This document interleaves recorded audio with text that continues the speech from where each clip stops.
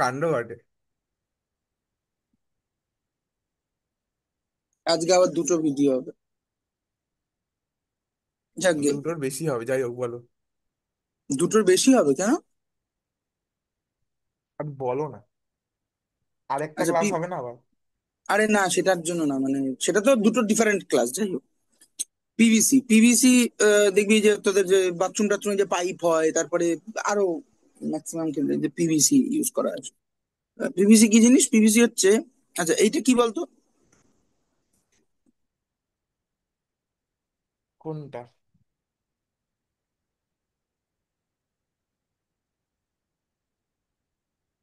এই মলিকুলটার নাম কি?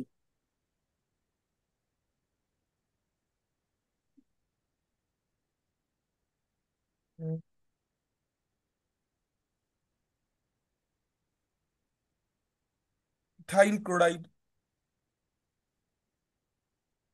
কি? দাঁড়াও দাঁড়াও, আরে আমি শুনতে পেলাম না, তুই কি বললি? বলছি বলছি নামটা আরেকটু। মিথাইল ক্লোরাইড, কি কিছু বলেন? Methyl chloride.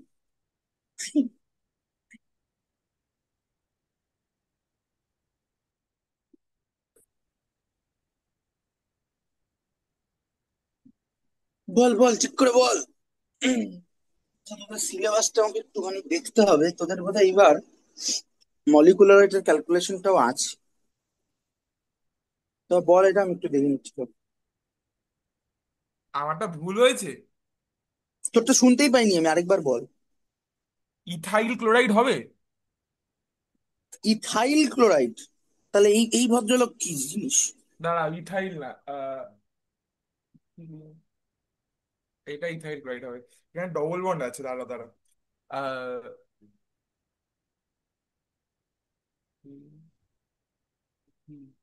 ইথিলিন ক্লোরাইড হবে নাকি? না, ইথিলিন ক্লোরাইড না। এর একটা ভালো নাম ইথিলিন আছে। ক্লোরাইড, আচ্ছা ভিনাইল ক্লোরাইড হতো শোনো। হ্যাঁ, ভিনাইল ক্লোরাইড।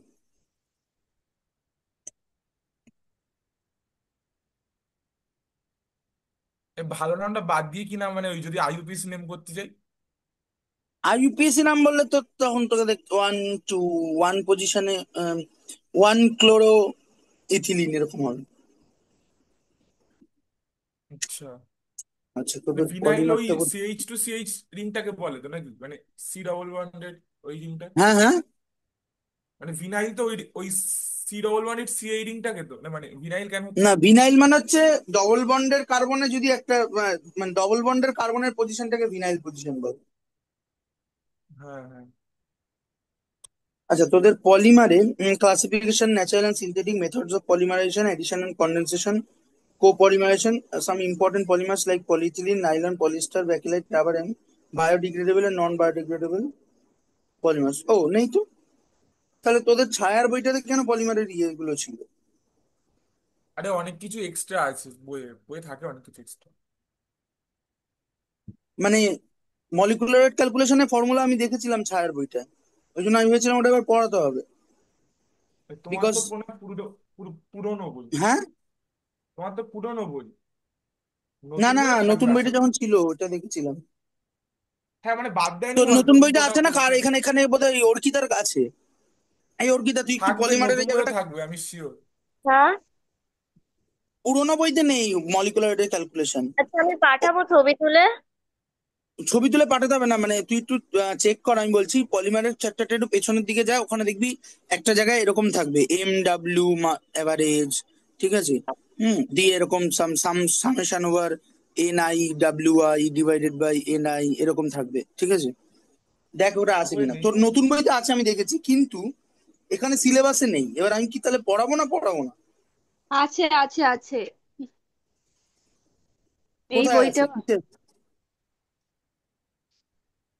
ওই কিন্তু সিলেবাসে তো বলছে classification, natural and synthetic polymer, methods of polymerization, addition, condensation and copolymerization, some important polymers like polyethylene, nylon, polyester, bakelite and rubber, biodegradable and non biodegradable polymer, that's all। আর কিচ্ছু নেই syllabus. এখানে দাঁড়াও তো আমি একবার রয়েছে চেক ভর, করি। গড় আণবিক ভর। হ্যাঁ, গড় আণবিক ভর থাকবে, মানে অনেকগুলো অ্যাভারেজ থাকবে, ডিফারেন্ট ডিফারেন্ট। হ্যাঁ। দাঁড়া একটু দাঁড়া, আমি একটা জিনিস চেক করে পড়াবে কিনা, পড়াবে দাঁড়া। সিলেবাসে নেই যখন তাহলে পড়তে হবে না। ওকে। না, সিলেবাসের বাইরেও অনেক কিছু দিচ্ছে শুনছি, প্রশ্নপত্র। তাহলে তাদের সিলেবাসটা দিয়েছে কেন? আরে সিলেবাসে অনেক কিছু দেখবে তুমি, এইরকম তুমি মানে কেমিস্ট্রি বাদে না অত না, সাবজেক্ট সেটার তো একটা আছে যে। কারণ যেরকম, যেটা তুই আগের দিন বলছিলি যে অনেক সময় এরকম হতে পারে যে তুই চিনতে পারছিস না কিন্তু ওর ভেতরে আছে। যেমন ওই হেনরি ল এর ক্ষেত্রে তুই বললি হেনরি ল নেই, আমি সঙ্গে সঙ্গে বললাম যে না না, সেটাও সলিবিলিটি না, অফ মানে গ্যাসেস এরকমও লিকুইড কিছু, আছে। মানে এইরকম কিছু আছে, মানে ফিজিক্স বা ফিজিক্সে তো আছে আমি শুনেছি, মানে যে নেই কিন্তু তাও পড়তে হবে, কারণ মানে ওখান থেকে প্রশ্ন দিতে পারে, বা ওটা রিলেটেড টপিক, মানে খুবই রিলেটেড কিন্তু সিলেবাসের কিন্তু এটা তো থেকে। রিলেটেডও নয়, এখানে তো মলিকুলার ওয়েট নিয়ে কিছু বলেইনি, অ্যাভারেজ মলিকুলার ওয়েট সম্পর্কে কিচ্ছু বলেনি। দাঁড়া আমি দেখে নিই। আচ্ছা, একটা না আছে হচ্ছে সংখ্যা গড় আণবিক ভর, আর একটা আছে হচ্ছে ভর গড় আণবিক ভর। হ্যাঁ তাহলে পড়িও, মানে নেই বাদ দাও বাদ দাও, মানে আমি আমি প্রশ্ন চেক করছিলাম, মানে ওই রায় মার্টিনে ওখানেও প্রশ্নপত্র হ্যাঁ দেয়নি। হ্যাঁ, তো তুমি বাদ দাও তাহলে। প্রশ্নপত্রে দেয়নি এরকম প্রশ্ন, তাই তো? না মানে ভর বার করার কিছু দেয়নি তো, এরকম দেখছি। দাঁড়াও, আমি দেখে বলছি, দাঁড়াও। এই তো এইখানে আছে, জিগলার নাটা অনুঘটকের সংযুক্তি কি। আমি চিগলান্নাটা ভাবছি যে নোবেল তুমি, লরিয়েট। আমি বলছি এই নামটা মানে এটার কি মানে দাঁড়াচ্ছে কোনো, আমি বুঝতে পারছি না। তারপর সার্চ করে দেখলাম। জিগলার আর নাটা হচ্ছে দুজন লোক যারা নোবেল পুরস্কার পেয়েছিল মানে সাকসেসফুলি কন্ট্রোলেবল কন্ডিশনে পলিমারাইজেশন করে, এই জন্য তারা নোবেলও পেয়েছে। হুম। তো তোদেরকে পলিমার পড়াচ্ছে জিগলার নাটটা, এরকম ব্যাপার। তো ওরলনটা কি?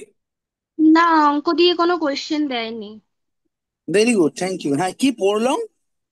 ওরলন। আমি বুঝতে পারছি না। ও র ল ন, ইংলিশ নাম হবে কিছু, হয়তো অন্য কোনো উচ্চারণ, বাংলায় এটা লেখা আছে। আরে এটা ওরলন একটা কিসে পলিমার, কোথায় পেয়েছি? একটা পলিমার নাম ওরলন। কিসের পলিমার তাই জানতে চেয়েছে।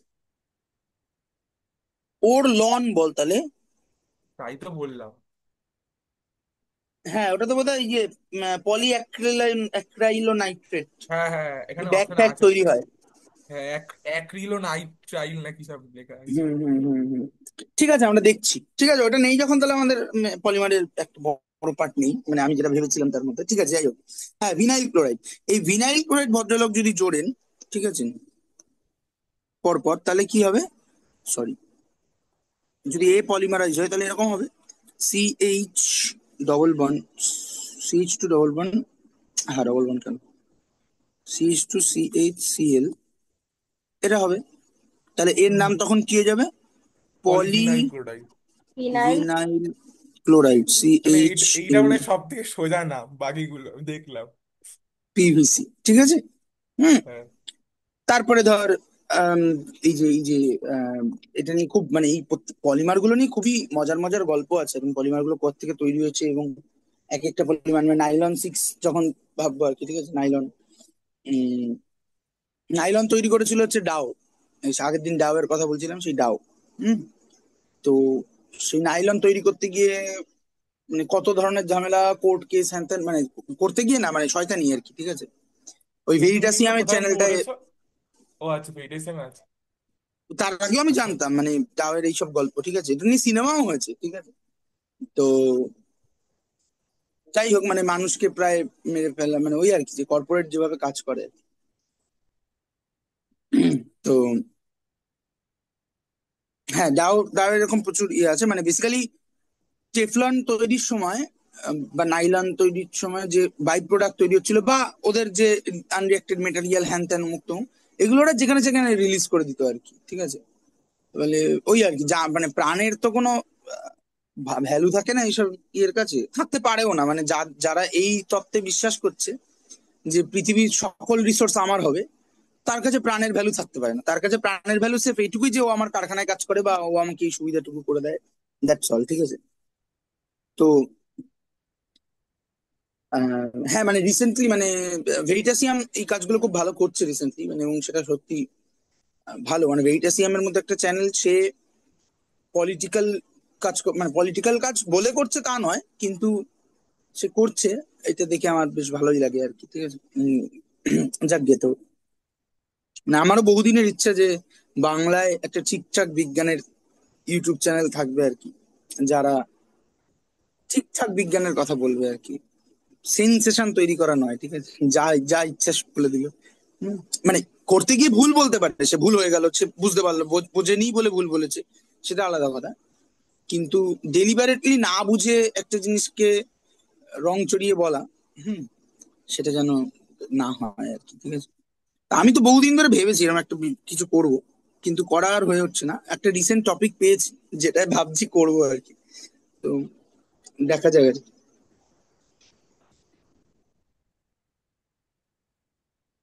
যাই হোক। হম।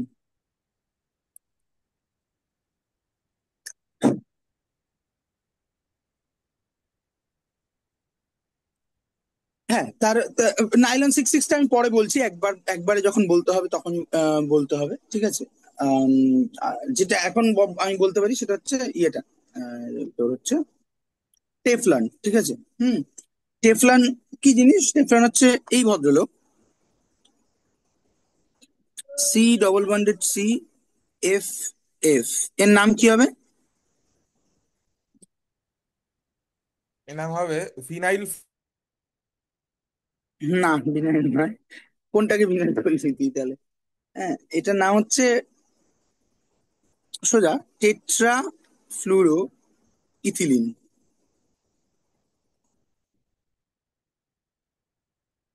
Hello. Tetra fluoro ethylene. Tetra fluoro ethylene, শোনা যাচ্ছে আমার কথা? আচ্ছা, আমার হুম। ইন্টারনেট গন্ডগোল করছে, দাঁড়া দাঁড়া। হ্যাঁ, এই টেট্রা ফ্লুরো ইথিলিন যদি কম্বাইন করে তাহলে কি হবে? C C F F F, এই এই হাত খুলে গেল। এর নাম কি হবে? এর নাম হবে ভিনাইল ক্লোরোইথিলিন। আবার ভিনাইল করতে গেলো, সরি, ছিল পলি টেট্রা পলি ফ্লুরো পলি ইথিলিন। পলি হ্যাঁ, পলি টেট্রা আচ্ছা ফ্লুরো ইথিলিন। ইথিলিন, শর্টে PTFE, ঠিক আছে, আচ্ছা, একটা PTFE। প্রশ্ন আমি বলছি, ওইটাকে ভিনাইল বলছি না কারণ কি চারটে সাবস্টিটিউশন হচ্ছে বলে? হ্যাঁ, মানে ভিনাইল হচ্ছে ডবল বন্ডের রেসপেক্টে, এইখানে হলে পরে ভিনাইল, এবার যখন চারটে হয়ে যাচ্ছে তখন তুই মানে কোনটাকে কার সাপেক্ষে ভিনাইল বলবি, নামটা করবি কি করে, ঠিক আছে। সো ইট ইজ ইথিলিন, যার চারটে হাইড্রোজেনকে চারটে আচ্ছা, ফ্লুরিন দিয়ে ঠিক রিপ্লেস আছে। করা হয়েছে, সো টেট্রাফ্লুরো ইথিলিন। হুম, হুম। ঠিক আছে ঠিক আছে। এটা হচ্ছে হুম, ঠিক আছে। পিটিএফই, হ্যাঁ, পলিটেট্রাফ্লুরো ইথিলিন। এর মানে ট্র্যাডিশনাল নেমটা বা কমন নেমটাই হচ্ছে টেফলন,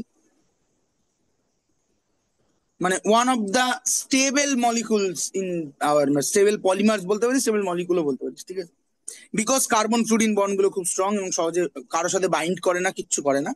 দ্যাট ইজ ওয়াই এই টেফলনকে ইউজ করা হয় কোথায় বলতে পারবি? টেফলনকে ভুলে গেছি সব। ফ্রাইং প্যান, ও আচ্ছা।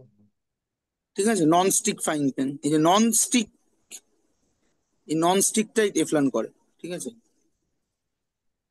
নন স্টিক এর টেফলন মানে মানে কি বোঝায় নন স্টিকের মানে? নন স্টিক, নন মানে আটকে স্টিক, থাকবে না? হ্যাঁ, আচ্ছা আচ্ছা। আটকাবে না,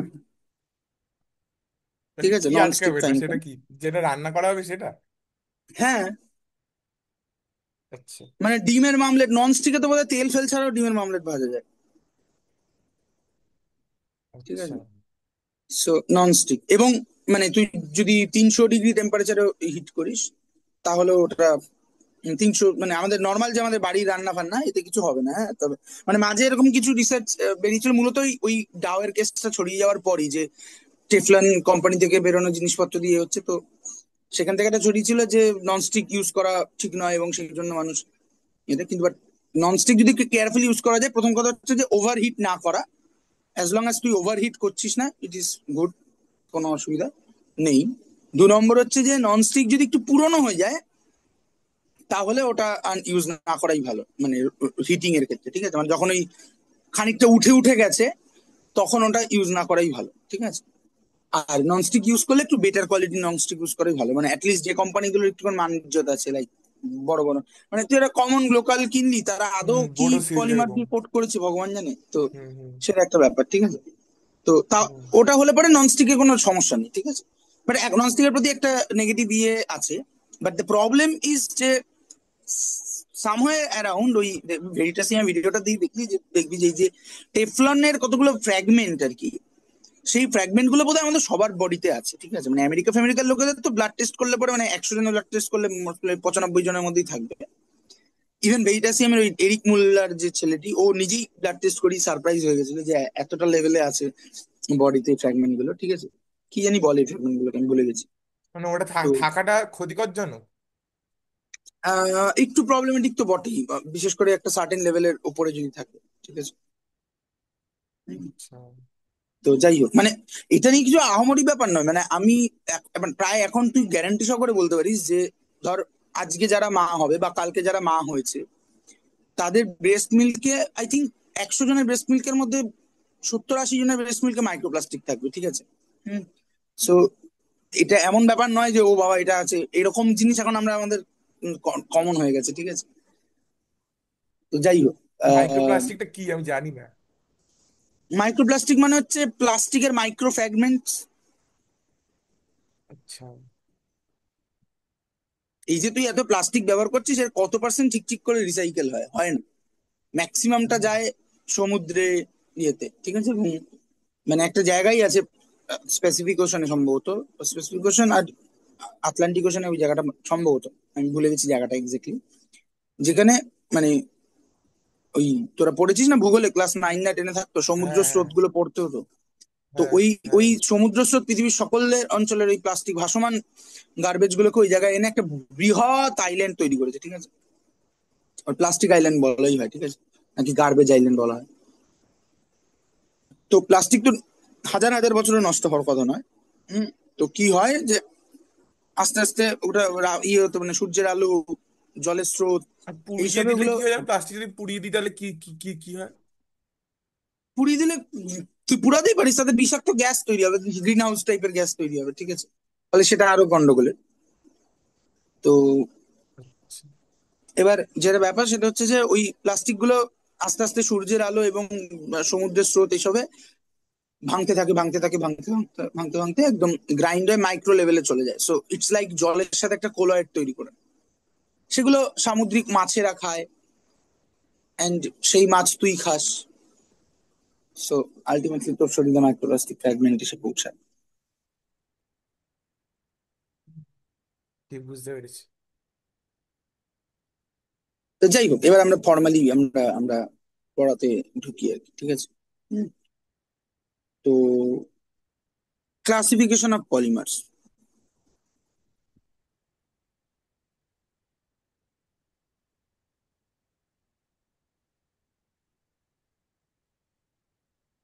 মানে পলিমার আবিষ্কার করে মানুষের জীবন তো ঘুরে গেছি, মানে this way or that way, যেভাবেই বল না কেন। এরকম অনেক কিছুই মানে আবিষ্কার করে, মানে যেগুলো আমরা ঠিক এখন খেয়ালও করি না, হ্যাঁ, মানে ওটাই মজা। যেমন ধর, এটাও কিছুদিন মানে দেখবি ভেরিটাসিয়ামের একটা ভিডিও আছে। মানে ভেরিটাসিয়ামের ভিডিওগুলো আমার এই জন্য ভালো লাগে যে যেগুলো আমাকে অনেক দিন ধরে বিভিন্ন জায়গা থেকে টুকরো টুকরো টুকরো টুকরো করে ইনফরমেশন পৌঁছায়, ওরাও ওইগুলোকে নিয়ে একটা খুব সুন্দর গ্রাফিক্যাল ভিডিও বানিয়ে দেয়, ঠিক আছে। কিন্তু ভেরিটাসিয়ামের প্রবলেমটা হচ্ছে যেটা, মানে যে এরকম একটা চ্যানেল সে ইংরেজিতে ভিডিও তৈরি করে, ফলে আমাদের এখানে যেখানে ম্যাক্সিমাম লোকের ইংরেজি ফ্লুয়েন্সি অতটা নেই, বা হ্যাঁ মানে ইংরেজিতে, ওই আর কি, বুঝতে বেশ হ্যাঁ মানে অসুবিধাই তারা হয়, মানে আমি খুব ইংরেজিতে একটা ভিডিও সিনেমা হয়তো দেখিনি। দেখে নেবে, কিন্তু ইংরেজিতে একটা সায়েন্সের ভিডিও চট করে দেখতে চাইবে না, ঠিক আছে। হুম। আবার ওই আর কি, যারা সায়েন্সের সব সেন্সেশনালাইজেশন ভিডিও তৈরি করে, তাদেরকে আমি ঠিক দোষ, মানে অবশ্যই দোষ দেওয়া দিতে পারে, কিন্তু ওই আর কি যে আমাদের এখানে কেউ শুকনো সায়েন্সের কথা শুনবে না তো, কারণ আমাদের সাইন্টিফিক টেম্পারমেন্টটাই নেই। ফলে তুই তখনই শুনবি যখন তোকে একটুখানি খুব চকচকে করে এমন কিছু একটা বলবো যে এই বোধহয় টাইম ট্রাভেলটা হয়ে গেছে, এরকম একটা ব্যাপার বা কিছু একটা, ঠিক আছে। আম, হুম। তখন সে হয়তো শুনবে, ঠিক আছে। ফলে যারা কমার্শিয়াল কারণে সাইন্টিফিক ভিডিও করছে ইউটিউবে, তারা তো কমার্সটাই দেখবে যে কি করলে আমার ভিউয়ার বেশি আসছে। হুম। ফলে আমি অবশ্যই তাদের ক্রিটিসিজম করবো। ওই জন্যই সায়েন্সের লোকেদের কে মানে যারা সায়েন্স পড়ছে ডেডিকেটলি, তাদের আইডিওলজিক্যাল জায়গাটাকেও স্ট্রং করা উচিত। কিন্তু আমরা করি না, মানে এটা একটা মেজর প্রবলেম। এটা শুধু ভারতবর্ষের প্রবলেম, ভারতবর্ষের প্রবলেমটা আরো জটিল। ভারতবর্ষ, বাংলাদেশ মানে এই ধরনের দেশগুলোতে। কিন্তু তা ব্যতীত সারা পৃথিবীতে এই প্রবলেমটা আছে, ঠিক আছে। একটা বলেছিলাম বোধহয় যে একবার এই বছর দুয়েক আগে, যে একটা রিসার্চ একদল করেছিল স্ট্যানফোর্ড বা কোথাও একটা ইউনিভার্সিটি মনে নেই, যে ওয়ার্ম হোলের থ্রু দিয়ে ম্যাটারকে পাঠানো আর কি। এবার অ্যাকচুয়াল এক্সপেরিমেন্টটা যেটা মানে অ্যাকচুয়াল কাজ যেটা করা হচ্ছে সেটা একটা সিমুলেশন, যে ওয়ার্ম হোলের ভেতর দিয়ে মাস পাঠানো, এটা সিমুলেশন করা হয়েছে। কিন্তু গোটা পৃথিবীতে খবর ছড়িয়ে গেছিল যে সায়েন্টিস্টরা ওয়ার্ম হোলে, এবং ওটা নিয়ে ওই দেখবি ওই যে তোরা তুই বা আকাশ দেখিস ভিডিও, ওই ছেলেটা কি গৌরব সামথিং নাম, আরে দেখি না, আমি গৌরব এক ঠাকুর। দুবার চলে এসেছিল, আমি তাই আমি যদি সন্দেহ হয়েছে বলে তোমাকে পাঠিয়ে জিজ্ঞেস করেছি এটা কি আদৌ সত্যি কি বলছে। হ্যাঁ মানে আমি দেখিস বলতে ওই তো বলছি যে কমন দেখাটা স্বাভাবিক আর কি, ঠিক আছে। তো ও দেখবি এরকম একটা ভিডিও বানিয়েছিল, ঠিক আছে, আরো অনেকে বানিয়েছিল, ঠিক আছে। তো বেসিক প্রবলেমটা কোথায়? বেসিক প্রবলেমটা হচ্ছে যে ও ওটা দেখছে, দেখে গুগলে সার্চ করছে and ইয়ে করে নিচ্ছে। এই যে সাইন্টিফিক টেম্পারমেন্টের প্রথম প্রশ্ন হচ্ছে যে সে এক তো সে নিজে ধরতে পারছে না ব্যাপারটা যে কোনটা পসিবল আর কোনটা পসিবল নয়, ঠিক আছে। মানে ওয়ার্মহোল তৈরি করে তার মধ্যে দিয়ে ম্যাটার পাঠা পর্যন্ত ওয়ার্মহোলটা তৈরি করতে হবে। এই ওয়ার্মহোল তৈরি করার জন্য কি কি কন্ডিশন লাগে, আদৌ কি সেই কন্ডিশন গুলো পসিবল, এই ধারণাটা যার কাছে থাকবে না, তার কাছে কি মনে হবে যে হ্যাঁ ওয়ার্মহোল বানিয়েছে, আমি কি করবো, বানিয়েছে তার মধ্যে পাঠিয়েছে। তো এটা একটা প্রবলেম। তারপরে সে ওই ইন্সপেক্ট করছে না, সে সেলফ একটা ইনফরমেশনকে নিজের মন গড়া ভাবে দাঁড় করিয়ে দিচ্ছে।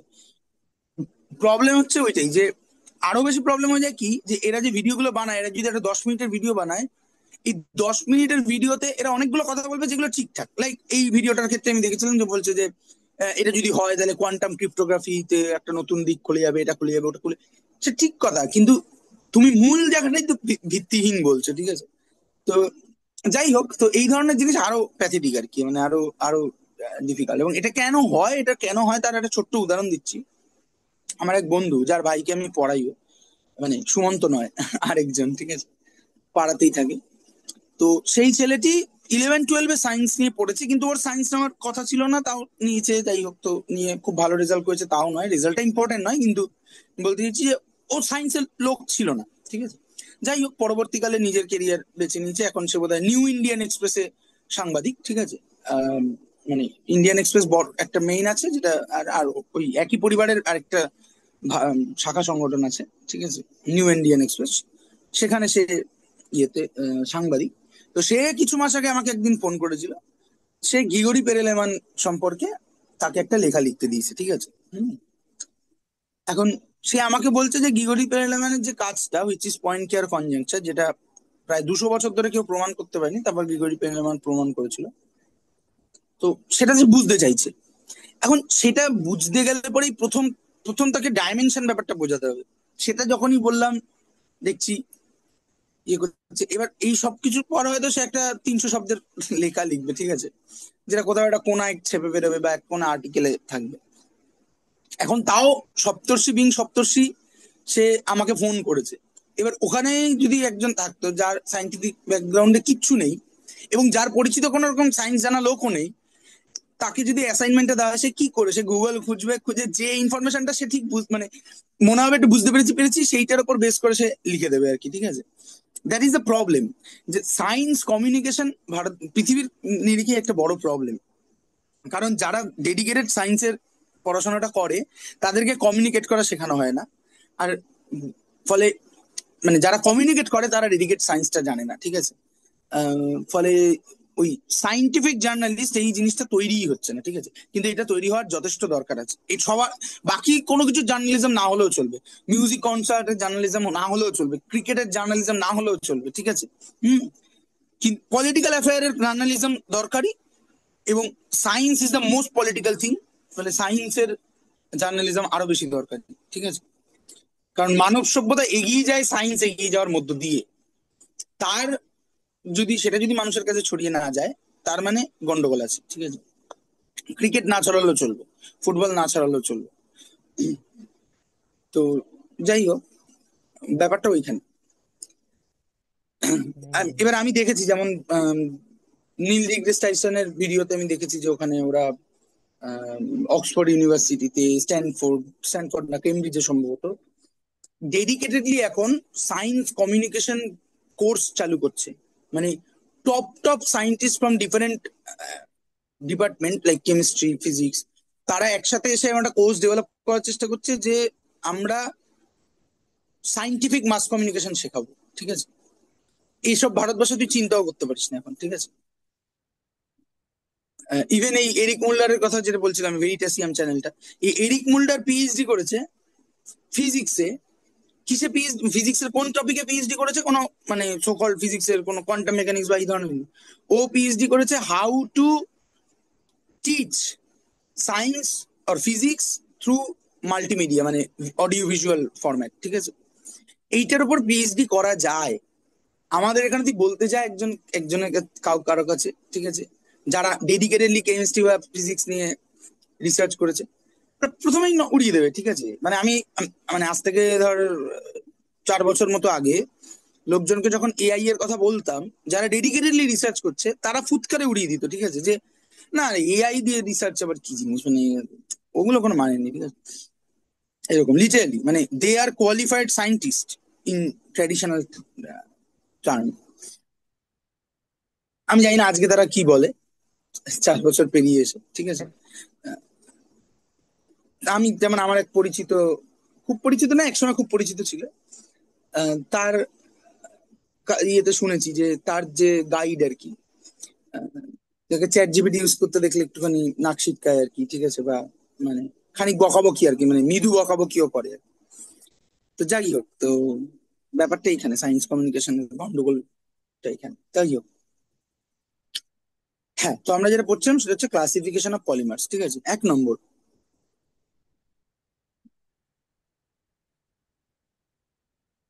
Natural polymer.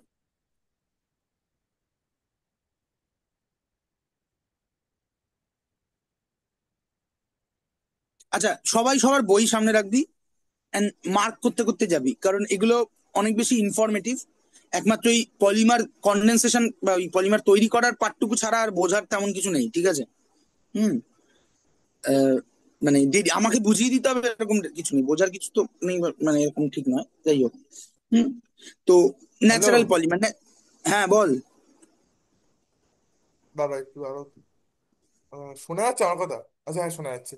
মানে মার্ক হ্যাঁ মানে তুমি যে টপিক গুলো পড়াতো সেগুলো তো বইয়ে আছে। হ্যাঁ, বইয়ে আছে, মানে কোনগুলো ইম্পর্টেন্ট, কারণ এখানে মানে জাস্ট ওগুলো একটু পড়ে গেলে পরেই আর বিশেষ করে তোদের এমসিকিউ বলে ফলে তোরা ইয়ে করতে হবে, মানে এমনি মানে পলিমার যখন ডেসক্রিপটিভ পার্টেও থাকতো আমাদের সময়, তখনও পলিমার থেকে মূলত 1 নম্বর, ম্যাক্সিমাম 2 নম্বরের প্রশ্ন আসতো। ঠিক আছে, হুম। তো বই সামনে রাখ। ঠিক আছে, আচ্ছা, ন্যাচারাল পলিমার কি আমরা বললাম, লাইক স্টার্চ, যেটা হচ্ছে আলফা ডি গ্লুকোজ। ঠিক আছে, হুম, অর্থাৎ বেসিক্যালি আমরা বলেছিলাম যে গ্লুকোজ হচ্ছে এরকম একটা ব্যাপার।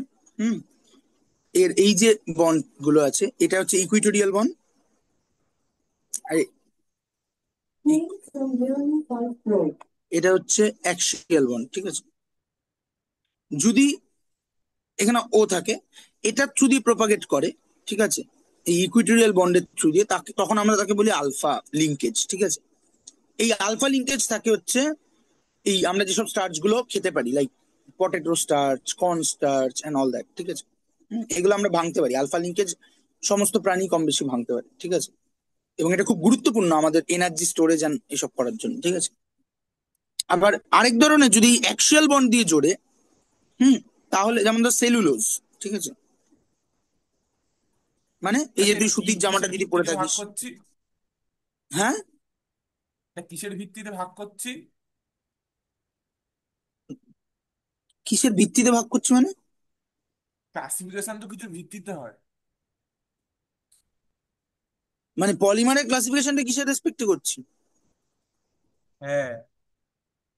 তা মানে প্রকৃতি মানে, প্রকৃতি মানে ন্যাচারাল, অ্যাকচুয়ালি ন্যাচারাল মানে যেটা মানে ম্যান মানে মেড। নয়, সো এখানে কল্ড। অনেকগুলো ভিত্তি লেখা আছে তো ওই জন্যই জিজ্ঞেস করলাম আমি। হ্যাঁ, উৎসগত, পদ্ধতিগত, শোনা যাচ্ছে না। আরে বইয়ে, বইয়ে অনেকগুলো ভিত্তি লেখা আছে তো, মানে উৎসগত, পদ্ধতিগত, গঠনগত, তাই জন্য জিজ্ঞেস করছে। আচ্ছা, না আমরা এখানে অরিজিনের হুম হুম। বেসিসে বলছি, হ্যাঁ, মানে আচ্ছা আচ্ছা। সেটা বলতে হবে। কে কে তৈরি করছে তার উপরে, ঠিক আছে।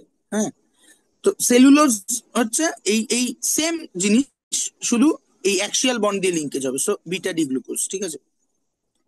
এখন মজা কি, গাছ গাছ কেন বিটা লিঙ্কেজটা চুজ করে? তার সিম্পল কারণ হচ্ছে যে গাছকে ভার্টিক্যাল ডেভেলপমেন্ট করতে হবে, ঠিক আছে। হুম হুম। হুম। হুম। এবং এই beta linkage most of the, মানে আমরা কেউ ভাঙতে পারি না, ওই জন্যই তোকে চাল সিদ্ধ করে খেতে হয়। মানে যা তুই এই ধরনের গাছ থেকে প্ল্যান্ট ইয়ে খাস, বেশিরভাগই তুই সিদ্ধ করে খাস, ঠিক আছে। হুম। মাত্র ফল গোছের কার্বোহাইড্রেট গুলোই তোরা কাঁচা কাঁচা খেতে পারিস, ঠিক আছে। হুম। তো এই মানে সিদ্ধ কেন করিস, এই লিঙ্কেজটাকে হাইড্রোলিসিস মানে একটা সাবস্টিটিউশন রিঅ্যাকশনের দ্বারা ব্রেক করার জন্য, ঠিক আছে। তো যাই হোক, এটা আমরা আগেও বলেছি। হুম। তারপরে তো অবশ্যই প্রোটিনস। প্রোটিন আমি আগেই বললাম, আর বলছি না এখন, ঠিক আছে। Nucleic acid.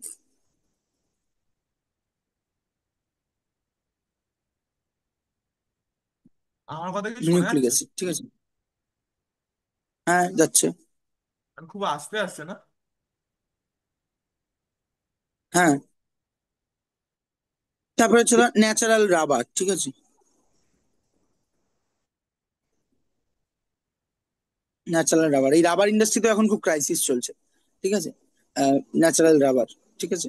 মানে ন্যাচারাল রাবার মানে হচ্ছে, মানে একটা রাবার গাছ হয় ব্রাজিল টাজিলের সম্ভবত, মানে ওই দক্ষিণ আমেরিকার কন্টিনেন্টে, ওখান থেকে আসে। হ্যাঁ, তো ন্যাচারাল রাবার বা যেটাকে ল্যাটেক্স বলা হয়, ঠিক আছে, রাবার প্ল্যান্ট থেকে আসে যেটা, সেটা হচ্ছে বেসিক্যালি আইসোপ্রিন, তার কেমিক্যাল নেমটা হচ্ছে আইসোপ্রিন। বা two methyl, two methyl 1,3 butadiene, ঠিক আছে। আচ্ছা, এরপরে চলে আসে সিনথেটিক পলিমার, মানে মানুষ তৈরি করেছে, ঠিক আছে। হুম হুম। এখানে তো প্রচুর উদাহরণ এতক্ষণ ধরে বললাম, like PVC, poly tetra fluoro, sorry, PT tetra fluoro, FE, ঠিক আছে। হ্যাঁ, নাইলন 66, এক্সেট্রা, ঠিক আছে। হুম। তারপরে হচ্ছে সেমি সিনথেটিক, ঠিক আছে। সেমি সিনথেটিক পলিমার, সেটা কি হয়? সেমি সিনথেটিক পলিমারে, সেমি সিনথেটিক পলিমার হচ্ছে যে ন্যাচারাল সোর্স থেকে আমি একটা পলিমার পাচ্ছি, লাইক এই যে রাবার। এই যে ন্যাচারাল রাবার যেটা না, এই ন্যাচারাল রাবার কিন্তু খুব ইউজফুল নয়, ঠিক আছে। মানে সে খুব স্টেডি নয়, তাকে যদি রেখে দিস ফ্লো করে, খুব স্লো ফ্লো করে, বাট ফ্লো করে, ঠিক আছে। হুম। সো ন্যাচারাল রাবারকে তারপরে কি করা হয়, নানা রকম জিনিসপত্র করা হয়, ভালকানাইজেশন এন্ড অল দ্যাট, মানে ওর ভেতরে একটু সালফার ঢুকিয়ে দেওয়া হলো, এটা ঢুকিয়ে দেওয়া হলো, ওটা ঢুকিয়ে দেওয়া হলো, এইসব করে টোরে আলটিমেটলি একটা ইউজফুল পলিমার তৈরি করা হয়, ঠিক আছে। তো এদেরকে বলা হচ্ছে সিনথেটিক পলিমার, মানে সেমি সিনথেটিক পলিমার, ঠিক আছে। So polymers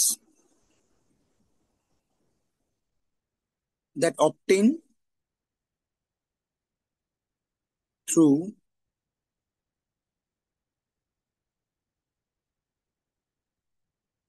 chemical transformation of natural polymer. বোঝা যাচ্ছে? মানে এখানে বোঝার কিছু নেই, অনেক জটিল জটিল জিনিস অলরেডি এতদিন বুঝে এসেছিস, ফলে আজকে প্রায় বোঝার কিছু নেই আর কি। হ্যাঁ, গল্প গুজব। হ্যাঁ। হ্যাঁ, মানে পড়ানোর সময় পেলে আরো মজার মজার গল্প করতাম আর কি, ঠিক আছে। সেটা নেই, কিছু করার নেই। হুম। আচ্ছা, তারপর হচ্ছে ক্লাসিফিকেশন।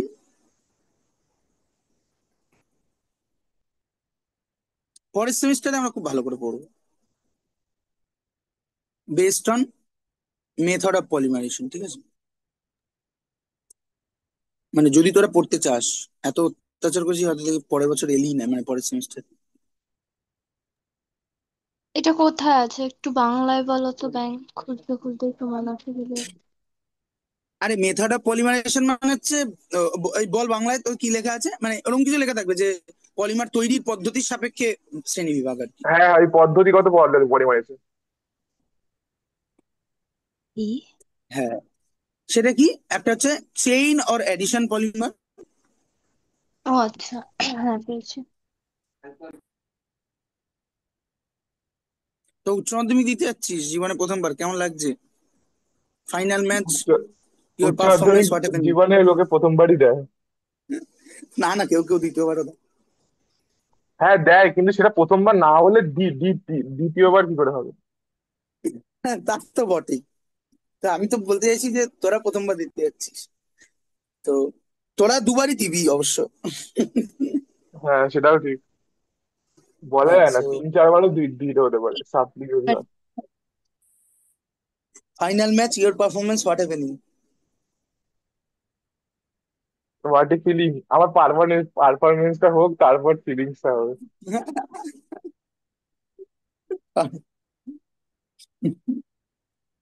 সব লিড করবো, বল ছেড়ে দেবো।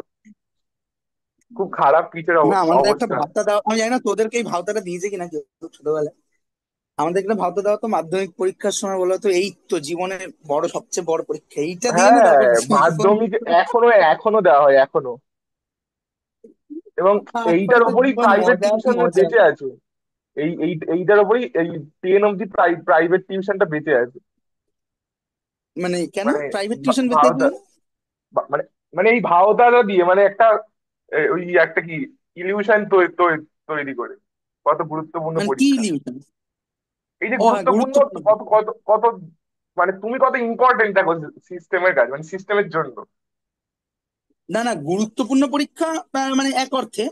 তার কারণ হচ্ছে যে আমরা যখন জন্মাই তখন আমাদের যে বার্থ সার্টিফিকেটটা দেওয়া হয়, আর আমরা মাধ্যমিক দিই 16-17 বছর বয়সে, 16-17 বছরের কাগজটা একটু নষ্ট নষ্ট হয়ে যায়, সবাই তো ল্যামিনেশন করে না। ফলে আরেকটা বার্থ সার্টিফিকেট পাওয়ার জন্য মাধ্যমিক পরীক্ষা দিতে হয়, ফলে সেটা গুরুত্বপূর্ণ তো বটেই। No doubt about it. But যেটা ব্যাপার সেটা হচ্ছে যে, না আর পরের লাইনের ভাবতাটা আরো যে এইটা গুরুত্বপূর্ণ পরীক্ষা তোমার জীবনের জন্য, এইটা দিয়ে না তারপর জীবন তো মজাই মজা, ঠিক আছে? হ্যাঁ। তারপরে উচ্চ মাধ্যমিক আসে, তখন বলা হয়েছে এটা দিনে মজাই না, মজা। বলে বলে যে ওই আর কি, 10টা কঠিন, তারপরে 11টা তো ওই আর কি যে যা ইচ্ছা করে লোকে, তারপরে এমনি 12 আবার হয়ে ভালো যাবে করে তাই তো। পড়ে। 12 যারা ভালো করে বলে তুই বসতে শিওর হবে। থাকতে পারি, তারা জীবনে কোনোদিন 11 পড়েনি। হ্যাঁ মানে তারা ওই আর কি যে মানে সিস্টেমের সাথে ওই অ্যাটাচ হয়ে গিয়ে জানে যে লোকে কি করে, মানে তারাও তো জানে স্টুডেন্টরা কি করলে আমার কাছে থাকবে আর কি, কিভাবে ম্যানিপুলেট করি। বটেই, জানি তো, এবং থাকেও তো। হ্যাঁ থাকে, অল জানে। এবং আমিও সেই সেই হিসাব টিচারের কাছে পড়েছি, মানে জাস্ট ফর কিছু সাবজেক্ট নাম্বার ক্যারি করার। হ্যাঁ মানে তাদের ঠিক আছে, অসুবিধা নেই, বাট হ্যাঁ মাধ্যমিক, আমিও এখন একটা মাধ্যমিক স্টুডেন্টকে পড়াচ্ছি, ওই সপ্তর্ষি ভাইকে, ঠিক আছে? তো আমরা এখনো 7-এ সিলেবাস পড়ে শেষ বললে? করিনি। এই 7-এ পড়ে, তো আরেকটা ছিল। ও আচ্ছা আচ্ছা। তো হ্যাঁ, ও, মাধ্যমিকে পড়লে তো জুন জুন জুলাইয়ের মধ্যে সিলেবাস শেষ করে দেবে সব হ্যাঁ আমাদের সাবজেক্ট। এখনো সিলেবাস শেষ হয়নি, একটা বড় চ্যাপ্টার বাকি আছে, উইচ ইজ আলো, ঠিক আছে? ভালো তো বাবা, ওটা তো অনেক বড়। না, অনেক বড় মানে কি, 2 দিন লাগবে আমার শেষ করতে, ঠিক আছে? মানে আলো যখন মানে এখনো মনে আছে, এখন পড়িয়েছিল তখন এই মানে কয়েকটা ডায়াগ্রামও বানিয়ে দিয়েছিল, ওই উত্তল অবতল লেন্সের ফোকাস লেন্স। দাদা মনে আছে? ওটা আমি অলরেডি ওকে বানিয়ে দিয়েছি, কারণ ওদের প্রজেক্ট দিয়েছিল, ঠিক আছে? মানে আমি ওকে একে দেখিয়ে মানে আমি এখন আকাশে দিয়ে ভাবি যে, দিচ্ছি।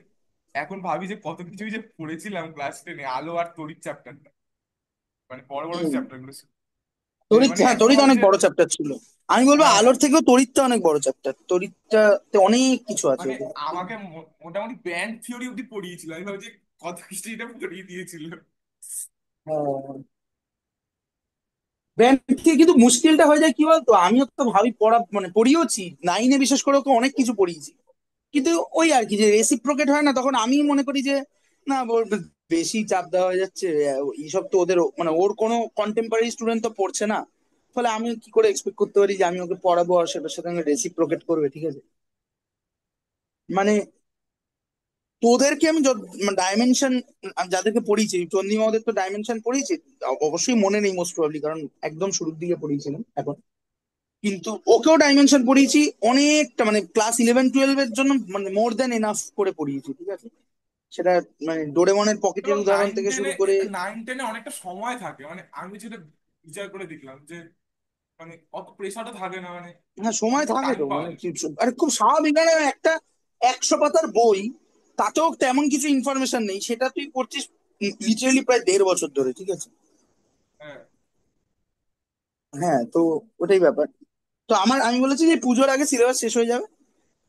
এরপর একটা ওকে বই কিনিয়েছি, টেস্ট পেপার গোছে, যেখানে চ্যাপ্টার ওয়াইজ কোশ্চেন দেওয়া আছে। এবার ওগুলো প্র্যাকটিস করাবো আর কি, ঠিক আছে। কিন্তু ওই মুশকিলটা হচ্ছে যে, মানে আমার আজকাল মনে হয় যে আমার পড়ানোর মেথড একটা মারাত্মক সমস্যা আছে, যে কারণে স্টুডেন্টরা রেসিপ্রোকেট করে না। আহ, যাই হোক, বলে ঠেলে গুটিয়ে খানিকটা যতটা করা যায় আর কি। কারণ পরিবারের লোক তো আলটিমেটলি দেখবে যে নাম্বার কি হলো না হলো, তাতে আমার কিছু যায় আসে না, কিন্তু ওই আর কি, যে পড়াচ্ছি যখন চেষ্টা করি একটু নাম্বার টাম্বার পাইয়ে দেওয়া। হ্যাঁ, যাই হোক, চেইন অর অ্যাডিশন পলিমার, সেটা কি, সেটা হচ্ছে যে যেখানে পলিমারটা কতগুলো মনোমারের সাকসেসিভ অ্যাডিশন করে করে তৈরি করা হচ্ছে, ঠিক আছে। হুম। এবং সেখানে কোনো মানে বাই প্রোডাক্ট তৈরি হচ্ছে না, ঠিক আছে। সো কি আর লিখবো, যে মানে ইট ইজ লাইক পলিইথিলিনের ক্ষেত্রে যেটা হয়, যে তুই ইথিলিন ইউনিট গুলো নিলি, নিয়ে এটাকে জুড়লি, এবং এটা জুড়ে জুড়ে খেয়াল করে দেখ, CH2 দেখ, এখানে কোনো বাই প্রোডাক্ট তৈরি হওয়ার সুযোগ নেই, ঠিক আছে। নো বাই প্রোডাক্ট,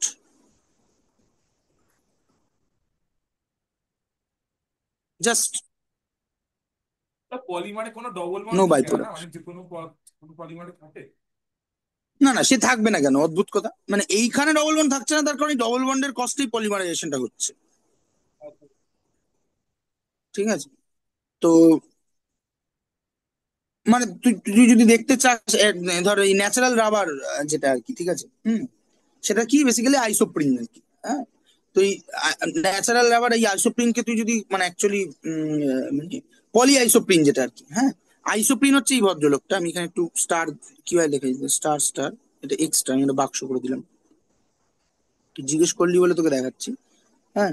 আইসোপ্রিন মানে আমরা কি বললাম, এই ভদ্রলোক, তাই তো। CH double bond CH2, CH3 double bond CH2, এইটা আইসোপ্রিন, ঠিক আছে। এটা হচ্ছে আইসোপ্রিন ইউনিট, এই যে নাম লিখেছিলাম কোথায়, 2 মিথাইল 1,3 বিউটাডাইন, ঠিক আছে। এই যে 1 2 3, ও না, এদিক দিয়ে হিসাব হবে এক, হ্যাঁ এটা ডবল বন্ড আছে, 1 2, তাহলে এটা হচ্ছে 2 মিথাইল 1 3 বিউটাডাইন, ঠিক আছে। এটা এই ভদ্রলোক এটা যখন ডাইন কেন? জুড়ছে, ডাইন কারণ ডাইন দুটো ডবল বন্ড আছে, এই যে ডাই ইন। মানে গ্রুপ আছে, CH2 গ্রুপ আছে। আমি তোর কিচ্ছু কথা শুনতে পাচ্ছি না। মানে বিউট ফর CH2 আছে। মেইন চেন 4টে কার্বনের, মিথ ইথ প্রো বিউট। হ্যাঁ হ্যাঁ, বুঝতে বুঝতে পেরেছি। হুম। এ যখন কম ইয়ে করে, তোর হচ্ছে কম্বাইন করে, বেসিক্যালি এইটা এইটা হয় CH2 CH3 double bond CH2, এই হচ্ছে আমার পলিমারটা, এই যে ডবল বন্ড থাকলো। হুম। এই যে ডবল বন্ড থাকলো, তো যাকগে। আম, হ্যাঁ। তো নো বাই প্রোডাক্ট, মানে জুড়ে জুড়ে মনোমার ইউনিট গুলো নিজেদের মধ্যে জুড়ে জুড়ে পলিমার ইউনিটটা তৈরি করবে, এবং কোনো বাই প্রোডাক্ট তৈরি করবে না, ঠিক আছে। And this is called chain or addition polymer, ঠিক আছে। হ্যাঁ। আরেকটা কি পলিমার, একটা হচ্ছে কনডেনসেশন পলিমার। হুম। কিছু বললি? না না। কনডেনসেশন পলিমার, ঠিক আছে।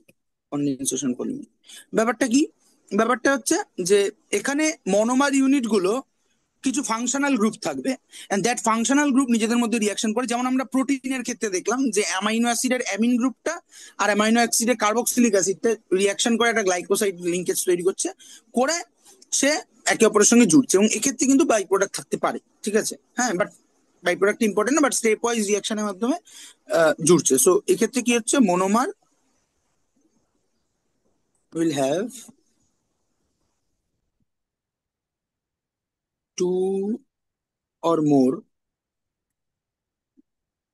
Specific functional group,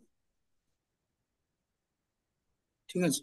functional groups which undergoes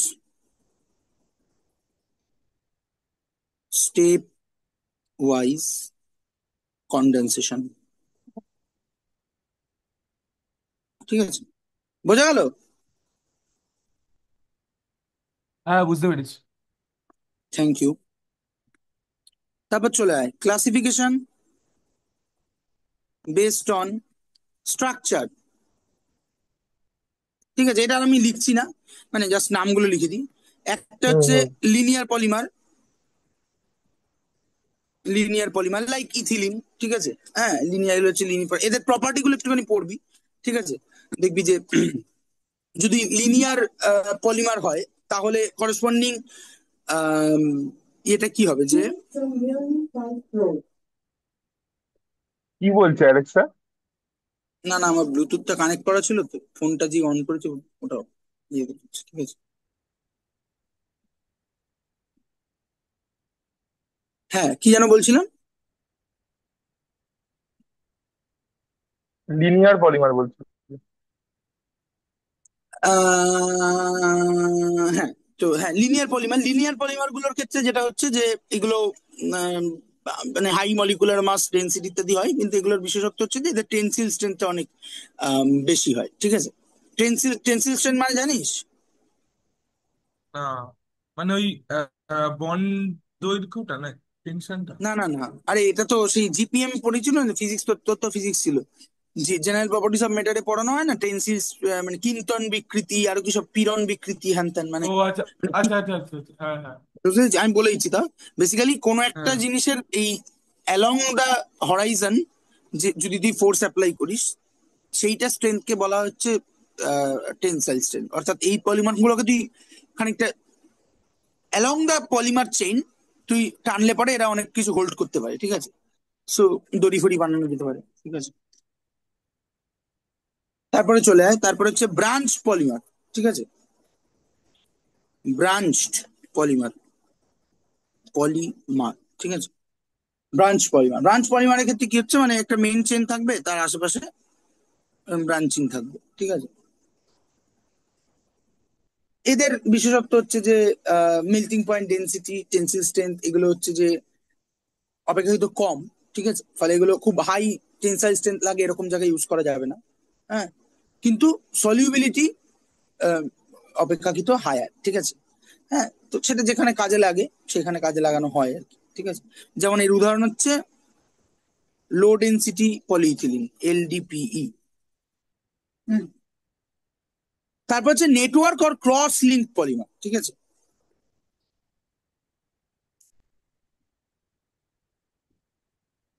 network নাম শুনেই বুঝতে পারছিস, network or cross linked.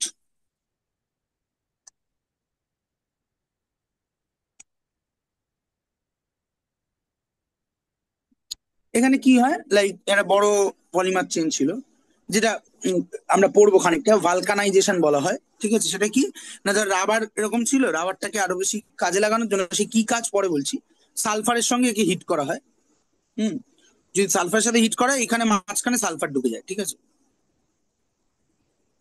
So এটা হচ্ছে সেই নেটওয়ার্ক চেইন বা ক্রস লিঙ্কিং, ঠিক আছে, পলিমার। তো ক্রস লিঙ্ক পলিমার গুলোর বিশেষত্ব হচ্ছে কি হবে বলতো, একটু চিন্তা করেই বুঝতে পারবি যে যখন এটা নেটওয়ার্কটা হয়ে যাবে, তখন ব্যাপারটা কি হবে, অনেক বেশি হার্ড হয়ে যাবে না থ্রু আউট দ্য সার্ফেস, ঠিক আছে। হুম হুম হুম ওটা, হ্যাঁ, হার্ড হবে। তারপরে হচ্ছে তোর কি বলে, সলিবিলিটি অপেক্ষাকৃত কম, আরো কমবে, ঠিক আছে। এবং তার সঙ্গে মানে তোরা কি বইতে জায়গাগুলো মার্ক করতে করতে যাচ্ছিস তো? না, খুঁজে পাচ্ছি না এটা, আমি জিজ্ঞাসাই করবো ভাবছিলাম। আল্লাহ, আ, খুঁজে পাচ্ছিস না মানে? দেখ, মানে পরপরই তো থাকবে, পলিমারের শ্রেণী বিভাগ গুলো পরপরই তো থাকবে। না, নেই এটা। ধর বেটা, তুই এমনি খুঁজে পাস না। তুই তুই চোখের সামনে থাকা জিনিস কতবার প্রমাণিত হয়েছে খুঁজে পাসনি? আমি দূর থেকে দেখে খুঁজে দেখতে পাচ্ছি যে তুই ওখানে কাজ। আচ্ছা, আমি আমি না বইটা ফলো করছিলাম না। এটা যেন কোন ভাগের মধ্যে ওই গঠনগত না, মানে ওই কি কি বলে, হ্যাঁ, বিন্যাসগত। Structural structural. দাঁড়াও দাঁড়াও, পদ্ধতিগত তো। আবার বলে পদ্ধতিগত। দাঁড়া দাঁড়া দাঁড়া দাঁড়া। পদ্ধতিগত হয়ে গেছে আগে। তিনটে গঠনগত। পড়িয়েছি, একটা হচ্ছে অরিজিনের হ্যাঁ, পেয়েছি উৎস পেয়েছি, খুঁজে সাপেক্ষে, পেয়েছি। হ্যাঁ, পদ্ধতিগত নেটওয়ার্ক। সাপেক্ষে, নেটওয়ার্ক আর একটা পলিমার হচ্ছে খুঁজে পেয়েছি। গঠনগত বা স্ট্রাকচারের সাপেক্ষে। ঠিক আছে, সবাই হ্যাঁ হ্যাঁ, পেয়েছি? পেয়েছি। আমি পেয়েছি। হাত পা না। তোল, কে পাসনি? এখনো পাসনি? ওই দেখ, ওইখানে দেখ জারক পলিমার লেখা থাকবে বাংলা বই, মানে জালক পলিমার ব্র্যাকেটে নেটওয়ার্ক পলিমার, গঠন আকৃতির ভিত্তিতে শ্রেণীবিন্যাস থাকবে এরকম কিছু। পাসনি? না। আচ্ছা, তোর বইতে কি কি আছে? প্রথমে পলিমারের এই পলিমারের ক্লাসিফিকেশন বা শ্রেণী বিভাগ এরকম কোনো হেডিং আছে? হ্যাঁ, তুমি যেখানে তার চেইন ভিতরে কি পলি কি আছে? কনডেন্স পলিমার হলো শেষ, তারপর লেখা রয়েছে যে শৃঙ্খলে মনোমার অণুর বিন্যাস ভিত্তিকে পলিমারের শ্রেণীবিভাগ। হ্যাঁ, না, সেখানে তার কি কি আগে শ্রেণী বিভাগ থাকবে। আছে? ওটা আগে থাক। ওটা আমার, ওটা আমার বইয়ে পরে আছে, তার তার তার মানে তোর বইও পরে থাকবে, এবং তার আগে ওই গঠন আকৃতির শ্রেণীবিন্যাসটা থাকবে। আচ্ছা ঠিক আছে, সেটা তো বইয়ের লেখকের উপর ডিপেন্ড করছে, আমরা কেন ধরে নিচ্ছি ওরকম। তুই আমাকে বল, তুই পলিমারের শ্রেণী বিভাগে গেলি, প্রথমে উৎসের নিরিখে শ্রেণী বিভাগ পেয়েছিস, তাই তো? হ্যাঁ। তারপরে মেথড অফ প্রিপারেশন বা মেথড অফ পলিমারেশনের রেসপেক্টে পেয়েছিস। মেথড কি? মানে মানে পদ্ধতিগত, মানে পদ্ধতিগত চেইন পদ্ধতি। অ্যাডিশন পলিমার আর কন্ডেনসেশন পলিমার। ও আচ্ছা, সরি, পাশেই ছিল দেখতে পাই। আমি জানতাম। আরে হ্যাঁ, পাশেই থাকবে, কারণ আমার বইও পাশেই আছে। আগে আর কি ওই গঠন ভিত্তিটা রয়েছে, পরে ওই পদ্ধতির উপরেরটা রয়েছে, তো আমি সাইডে তাকাইনি। আচ্ছা, এরপরে হচ্ছে classification on based on heat effect. উত্তপ্ত করলে কি হবে? হ্যাঁ, যেটা বলতে চাচ্ছিলাম ভুলে গেলাম, সেটা হচ্ছে যে এই ধরনের নেটওয়ার্ক পলিমারের ক্ষেত্রে এদের কি হবে, বা তুই নেটওয়ার্ক দিয়ে যত বেশি বুনে দিয়েছিস, মানে তুই ভাব কতগুলো সুতো স্ট্রিং ছিল, তারপর তাদেরকে একসাথে নিয়ে তাঁতি যে কাজটা করে ইয়ে করে হুম। দিয়েছে, তাহলে কি হবে? যে ওভারঅল একটা সুতোতে অনেক দিকে মুভ করতে পারে, কিন্তু একটা শাড়ি অনেক দিকে মুভ করতে পারে না, বিশেষ করে অ্যাক্রস দ্য সার্ফেস একটা শাড়ি মুভ করতে পারবে না। ঠিক আছে? হুম। তো এখানেও সেই রকম ব্যাপারটা ঘটবে, এবং এর ফলে কি হবে, একটা হচ্ছে হার্ড হবে, সলিউবিলিটি কমে যাবে, এট দ্য সেম টাইম সে ব্রিটেল হবে। ব্রিটেল মানে হচ্ছে ভঙ্গুর, যে হার্ড কিন্তু যদি তুই ফোর্স দিস সে কিন্তু ভেঙে যাবে। ঠিক আছে? ঠিক আছে। হুম। বইয়ে দুটো উদাহরণ দিয়ে দেখা আছে, একটা হচ্ছে দুটো শাখাযুক্ত পলিমারের অণু, আর যেটা যেটা তুমি লাস্টে দেখিয়েছো সেটা হচ্ছে হুম। একটা শাখাহীন পলিমার তার সাথে সালফারকে নিয়েছে। হ্যাঁ, মানে ওই তো, মানে নেটওয়ার্ক পরিমাণ দেখিয়েছে তো, ব্যস্ত। আচ্ছা, বেসড অন হিট এফেক্ট, এটার উপর বেস করে দু রকম ভাবে ভাগ করা যায়। ঠিক আছে? হ্যাঁ, ওই হিট এফেক্টের উপরই ভাগটা দেখিয়েছে ওই আর কি। না না, এটা আলাদা ক্লাসিফিকেশন, আগেরটা ছিল, এটা আলাদা। ও ঠিক আচ্ছা আছে, আচ্ছা। Based on heat effect. এখানে দুটো আছে, একটা হচ্ছে থার্মোপ্লাস্টিক পলিমার আর একটা হচ্ছে থার্মো সেটিং পলিমার। ঠিক আছে? হুম হুম হুম। থার্মোপ্লাস্টিক পলিমার আর একটা হচ্ছে থার্মো সেটিং। খুব সহজ এগুলো। ঠিক আছে? থার্মোপ্লাস্টিক পলিমার হচ্ছে সেই পলিমারটা যাকে তুই বারংবার নরম করতে পারবি তাপ দিয়ে, এবং নিজের ইচ্ছা মতো শেপ দিতে পারবি। ঠিক আছে? হুম। যেমন উদাহরণ হচ্ছে polythene, polyvinyl chloride, polypropylene, etcetera.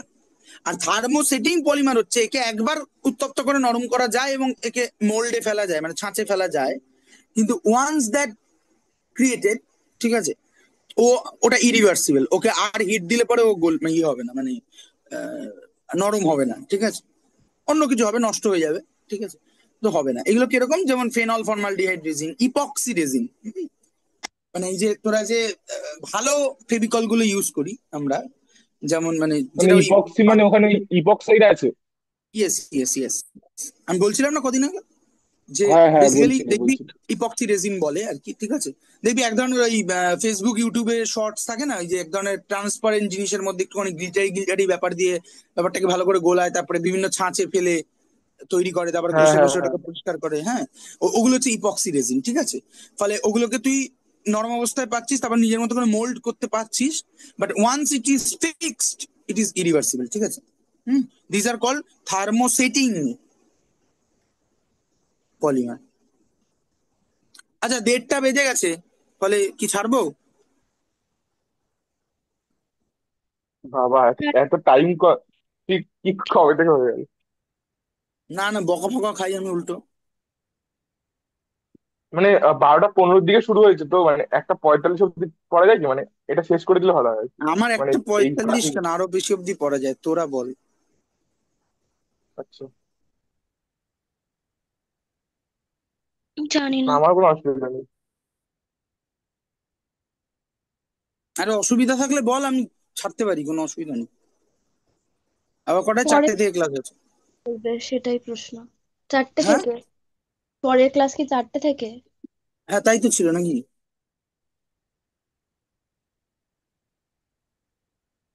তাই তো ছিল। মানে পরের ক্লাসটা কতক্ষণে হবে? পরের ক্লাসটা মানে আমার কাছে প্রায় 7টা অব্দি টাইম আছে। আমারও হবে, কিন্তু 3 ঘন্টা। ঠিক আছে। আমার হবে না 7টা অব্দি। হবে না? না, আচ্ছা, কটা অব্দি হবে? হায়েস্ট 6:30। হ্যাঁ সে তো ঠিক মানে আছে, 6টা অব্দি বলা হয়েছে। না, আমাদের 7টা অব্দি কেন পড়তে হবে? 6:30, 6:30 অব্দি তো হয়ে যাবে। মানে 6:30 অব্দি তো টাইম থাকার কথা, 7টা অব্দি পড়ানোর কথা হ্যাঁ, না। 6:30 অব্দি আছে তো, বললো তো। হ্যাঁ, তাহলে 4টে থেকে 4:30, মানে ওটা 4টে থেকে স্টার্ট করার চেষ্টা করো, ওটা লেট করো না, আজকেরটা লেট হ্যাঁ, ওটা হয়েছে কিন্তু 4টেতে অনেকটা। হয়ে যাবে, আরে এইটাও লেট করতাম না বেটা, নিজেরা একটা কাজ দিয়েছিলাম, করতে পারিস না? তুমি কেন দেরি করে ঘুমিয়েছো? তা আরে আমার কি না, মানে আলাদা কাজ আমরা থাকবে না? কাজটা খুব আমরা কিন্তু খুব ভুল, মানে কাজটা অতটাও ভালো করিনি এমন বলতে পারবো না মানে। হ্যাঁ, মানে আমি তো দোষ দিচ্ছি নিজেকে, আমি তোমাকে ডেকে দিতে পারি ঠিক মতো। আমি আমি ভয়েস পাঠিয়েছিলাম, তোকে পার্সোনালি পাঠিয়েছি এবং গ্রুপেও পাঠিয়েছি, বিকজ অফ ফ্যাক্ট দ্যাট ওইটা যে তুই বাই চান্স যদি মিস করে যাস, কেউ না কেউ, 3জনের মধ্যে কেউ না কেউ একজন ইয়ে করবে, সেটা বলেছিলাম যে 8:30 পৌনে 9টার পর থেকে, ঠিক আছে। তুই বোধহয় প্রথম ফোন করেছিস আমাকে 10টা 20 ফুড়ি নাগাদ হবে, হ্যাঁ ঠিক আছে। 10টা 20-তে ফোন করেছিস, আর আমি উঠেছি ওই পৌনে 11টা নাগাদ, ঠিক আছে। হুইচ ইজ নর্মাল, আমি ওটাই প্ল্যান করেছিলাম, ঠিক আছে, মানে একবার ফোন করার পর আমি আধ ঘন্টা পরেই উঠবো, তো সেটাই উঠেছি। তারপরে হচ্ছে আম, কতগুলো কাজ ছিল, তারপরে হচ্ছে প্রথমে তো আমি কালকে রাত্রিরে তোদের কি পড়াবো দেখার সুযোগ পাইনি, ফলে প্রথম 20-25 মিনিট দেখলাম ওই ঘুম ঘুম চোখেই কি পড়াতে হবে, কি কি আছে। তারপরে আমি গেলাম ইয়ে করতে, দাঁত ফাত মেজে, তার মধ্যে এখন বাড়িতে কালকে অনুষ্ঠান ছিল, লোক আছে, তো সেইখানে সবকিছু করে কিছু বাসন টাসন মাজলাম, সবকিছু করে তারপরে এলাম। যাকগে, যেটা ব্যাপার সেটা হচ্ছে যে আমি ক্লাসিফিকেশনটা শেষ করে দিই, তাহলে একটা জায়গায় গিয়ে দাঁড়াবে, ঠিক আছে। Classification based on arrangement of monomers, ঠিক আছে। হ্যাঁ, তার মানে এবার হচ্ছে মনোমার গুলো, মানে পলিমারের ভেতরে মনোমার গুলো কিভাবে অ্যারেঞ্জ হয়েছে, তার উপর ডিপেন্ড করে আমরা দুভাগে ভাগ করতে পারি, ঠিক আছে। হুম, ওই যেটা চন্দ্রিমা বলছিলি যে মনোমারের শ্রেণীবিন্যাস নাকি সব আছে, অ্যারেঞ্জমেন্ট অফ মনোমার্স।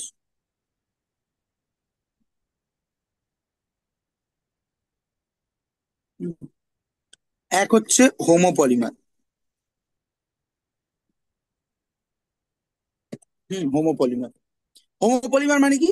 হোমোপলিমার মানে হচ্ছে যে যেখানে একটা সিঙ্গেল টাইপের মনোমারই নিজেদের মধ্যে কম্বাইন করে করে একটা পলিমার তৈরি করছে, লাইক পলিইথিলিনের ক্ষেত্রে, পলিভিনাইল ক্লোরাইডের ক্ষেত্রে, ঠিক আছে। অর্থাৎ সাম এ টাইপ মলিকুল, তারা জুড়ে জুড়ে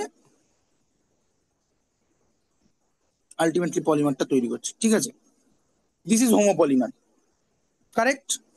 চলে যায়, তারপর হচ্ছে কোপলিমার। কোপলিমার, ঠিক আছে? কোপলিমার, কোপলিমার ব্যাপারটা কি? কোপলিমার ব্যাপারটা হচ্ছে যে যেখানে একের অধিক মলিকুল থাকবে, লাইক প্রোটিন, ঠিক আছে? হ্যাঁ, তো ধর একটা এ অ্যামাইনো অ্যাসিড তার সঙ্গে একটা বি অ্যামাইনো অ্যাসিড কম্বাইন করে করে এরকম তৈরি করছে, অ্যান্ড অল দ্যাট, ঠিক আছে? মানে নট নেসেসারিলি এ বি হতে হবে, লাইক এরকম হতে পারে A B A B B.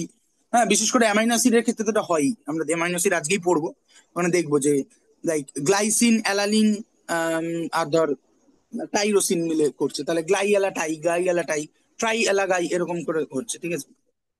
তো যাই হোক, আরেকটা ক্লাসিফিকেশন আছে, সেটা হচ্ছে ক্লাসিফিকেশন বেসড অন অ্যাপ্লিকেশন, ঠিক আছে? এটা খুব একটা আহামরি কিছু নয়। ক্লাসিফিকেশন বেসড অন অ্যাপ্লিকেশন,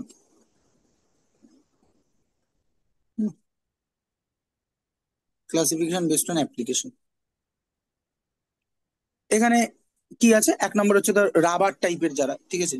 হ্যাঁ, এই রাবার গুলো হচ্ছে যাদেরকে স্ট্রেচ করা যায়, ডিফর্ম করা যায়, বল ইউজ মানে শক্তি কি বলে এটাকে, ফোর্স ইউজ করে, ঠিক আছে? বাট তারপর ছেড়ে দিলে পরে তারপরে আবার নিজেদের মতো তারা তাদের অরিজিনাল শেপে চলে আসে, ঠিক আছে? ফোর্সটা যখন সরিয়ে নেওয়া হয়, ঠিক আছে? আম, এটা এটা এই ধরনের তোর ইয়েকে, মানে এদের এদের টেনসাইল স্ট্রেন্থ বেটার হয়, ইলাস্টিসিটি বেটার হয়। ইলাস্টিসিটি মানে হচ্ছে এই প্রপার্টিটাকে বলা হয় যে যখন তুই একটা ফোর্স দিয়ে কোন একটা পদার্থকে ডিফর্ম করছিস, দেন সে কতটা ভালো আগের ফর্মে চলে আসছে, দ্যাট ইজ কল্ড ইলাস্টিসিটি, ঠিক আছে? তা হচ্ছে প্লাস্টিক টাইপের ইয়ে আর কি, ঠিক আছে? মানে ইলাস্টিসিটি একটা প্যারামিটার, তার উল্টো প্যারামিটারটা এগুলো ফিজিক্সে পড়ানো হয়, ফলে আমি খুব ভালো জানি না, আমাকে জিজ্ঞেস করলে লাভ নেবে না। ইলাস্টিসিটি অপোজিট প্যারামিটারটি হচ্ছে প্লাস্টিসিটি, ঠিক আছে? তো ইলাস্টিক পলিমার মানে হচ্ছে যাদের উপর ফোর্স অ্যাপ্লাই করলে পরে যারা আবার খুব তাড়াতাড়ি কাছে চলে আসে, ঠিক আছে? আর যদি এরকম কোনো পলিমার হয় যারা খানিকটা নন ক্রিস্টালাইন বা পার্সিয়ালি ক্রিস্টালাইন, ঠিক আছে? তাদের ক্ষেত্রে কি হয় যে এদেরকে যদি তুই একটা ফোর্স দিস, তাহলে এটা পার্মানেন্ট ডিফরমেশন হবে এবং সেটা দাঁড়িয়ে ওখানেই দাঁড়াবে আর কি, ঠিক আছে? ফলে এগুলো ইউজফুল। তারপর হচ্ছে ফাইবার্স আছে। ফাইবার্স হচ্ছে যে closely packed long chain polymer. এবং তারা ওই ক্লোজলি প্যাকড হতে পারছে কেন? কারণ এদের মধ্যে some sort of other type of force আছে, মানে ভ্যান্ডারওয়ালস টাইপের ফোর্স তো থাকতেই পারে, কিন্তু মোস্টলি কি থাকে, হাইড্রোজেন বন্ডিং টাইপের ফোর্স থাকে। ফাইবার্স বলা হয় এদেরকে। মা বাবা বলে যে রুটি খাওয়া ফাইবার আছে, কেন? কারণ ওইখানে হচ্ছে বেসিক্যালি স্টার্চের বড় বড় লিঙ্ক গুলো, স্টার্চ মানে তো আসলে গ্লুকোজ, তাহলে প্রচুর হাইড্রোজেন বন্ডের লিঙ্কেজ হবে, ফলে তারা নিজেদের মধ্যে বন্ড করে খুব হাই ডেন্সিটি পলিমার তৈরি করে। আম, মানে লং চেন গুলো উইক, মানে হাইড্রোজেন বন্ড দ্বারা খুব ক্লোজলি প্যাকড হয়ে যায়। These are called fibers like cotton, silk, wool, jute, হ্যাঁ, নাইলন, ট্রাইলিন, এক্সেট্রা, ঠিক আছে? জেনারেল ক্যারেক্টারিস্টিক্স অফ পলিমার, এটা পড়ে আসবি চারটে ক্লাসের আগে, ঠিক আছে? আমরা মেথডস অফ পলিমারেশন থেকে শুরু করব, এই জায়গাটাই যা একটুখানি মানে বোঝার ব্যাপার মতো আছে, ঠিক আছে? তারপরে ডিফারেন্ট টাইপ অফ পলিমার আমি জাস্ট বলে দেবো যে কোনগুলো পড়তে হবে, ঠিক আছে? ব্যাস, পলিমার হয়ে যাবে। পলিমার মোস্ট প্রবাবলি আর আধ ঘন্টা মতো লাগবে। দেন আমরা অ্যামাইনো অ্যাসিডে যাব, নিউক্লিক অ্যাসিড পড়বো, এবং তারপরে যেটুকু সময় বাকি থাকবে কার্বোহাইড্রেট, ঠিক আছে? হুম হুম। ঠিক আছে, থ্যাংক ইউ দোস্তি বানি রাহে। দাঁড়া, তুমি লিঙ্ক থেকে বেরিও না, একটু দাঁড়াও তো।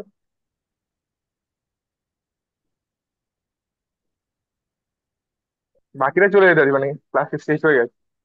পিডিএফ এখনই দিয়ে দেবো নাকি পরে দেবো? হ্যাঁ, এখনই দিয়ে দাও পিডিএফটা। সেটা হচ্ছে তুমি পারলে একটু স্ক্রিনশট অফ করো ওটা। আচ্ছা, তারপর কি হবে? আগে আগে মানে কি আর হয়, মানে আমি বলছি যে দাঁড়া, মানে আমি চাইছি তুমি কি এখানে হোস্ট হয়ে থাকতে পারবে, তাহলে সুবিধা হতো আর কি যত সম্ভব। আমি তো একবার আমি চেষ্টা হোস্ট হয়ে করেছি। থাকতেই পারি, বাট সমস্যাটা হচ্ছে যে আমার কম্পিউটার মানে যদি হোস্ট বেরিয়ে যায় ফিস খাবো। মানে কেস খারাপ বলতে তুমি তোমার মানে ট্যাব থেকে হোস্ট হয়ে থাকা সম্ভব না? হ্যাঁ, চেষ্টা করতে পারি। মানে সেটা তো আর বেরিয়ে যাবে না, মানে সেটা তো সেটা তুমি না চাইলে বেরিয়ে যাবে না কোনোভাবে। ও, শান্তনু কি এখন জেগে আছে? জেগে আছে এখন, কিন্তু সমস্যাটা হচ্ছে ফোন করতে ঠিক আমি চাইছি না এখন, মানে কারণটা না, তোর অন্য ফোন রকম করতে আছে। হবে না, আমি করছি অন্য একটা ব্যাপার। Wait. বাকিরা বেরিয়ে যেতে পারিস কিন্তু, মনে যদি কেউ না নেই গিয়ে কেউ থাকে নেই না। কেউ নেই কেউ নেই, তুমি স্ক্রিনশটটাকে অফ করো। আচ্ছা, দাঁড়া একবার এটাকে শেয়ার করি, আরে তারপর এটা কি এটা বলবো। স্ক্রিনশট অফ করো না, আরে আমার নেটটা যায় অনেক। আরে দাঁড়া 1 মিনিট, আমি এটাকে ইয়ে করে নিই, মানে একবারে শেয়ার করে নিই এখান থেকে বেরোনোর সময়। 30 সেকেন্ডেও নাকি অনেক নেট চলে যাবে। দুটো রিল কম দেখবি।